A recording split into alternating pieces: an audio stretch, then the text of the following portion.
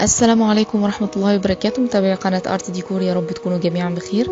في الفيديو النهاردة ان شاء الله هنعمل قطعة ديكور هنستخدم فيها مراية مودرن، شغل مودرن مش كلاسيك، ان شاء الله هتعجبكم. هنستخدم فيها الستيك دي او العصيان الخشب، هتلاقوها موجودة في محلات مستلزمات المطابخ، هتلاقيها كيس كده فيه اعتقد 30-40 واحدة او 50 واحدة حاجة كده. هو ده هيكون الاساس في قطعة الديكور اللي هنعملها.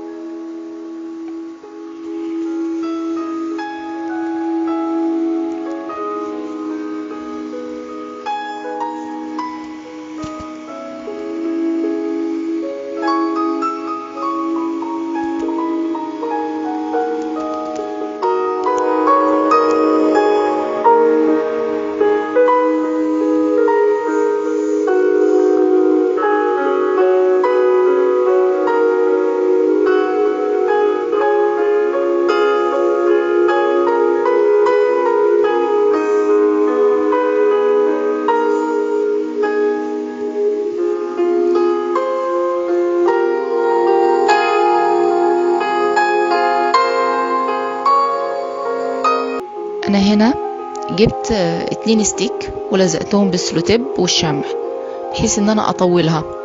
عملت اطول عصاية هتكون في حدود 50 سنتي علشان احنا عاملين حساب ان هيبقى فيه مسافة للزق، فانا عملت اطول عصاية في حدود 50 سنتي. هنعمل 36 عصاية او عمود، يعني 36 عود خشب. تمام، الفرق بين كل عود وعود سنتي.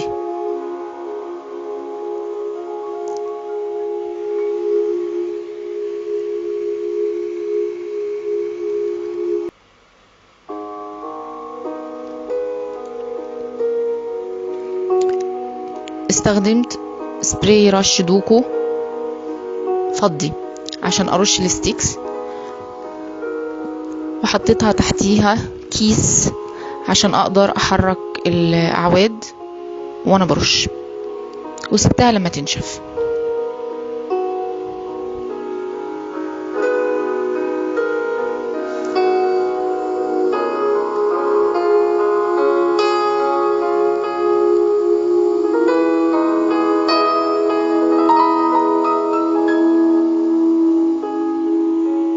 هنا عملت دايرتين، هي المراية عندي 25 سنتي، عملت دايرة 24 وعملت دايرة 20 سنتي.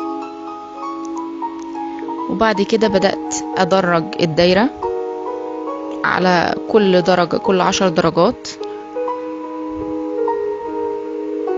بحيث ان يكون عندي 18 قطر. طبعا هيبقى صعب انكم تستعملوا الموضوع ده من غير منقلة، لازم يبقى معاكم منقلة.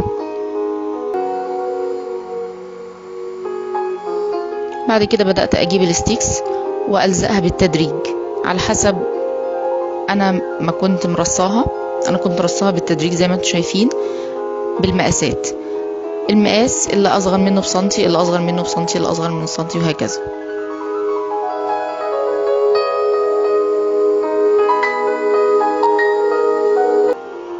ده شريط فضي هتلاقوه في محلات مستلزمات الخيوط. انا لفيت بالستيكس، اديت شكل حلو قوي فيه.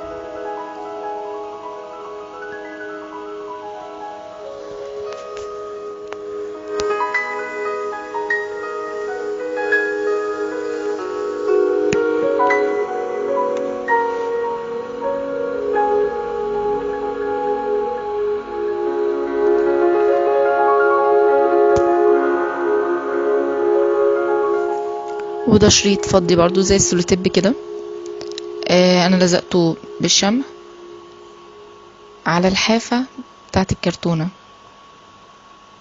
عشان يدي القطعة فينش مفيهوش اي ديفو او حاجة او غلطة يعني.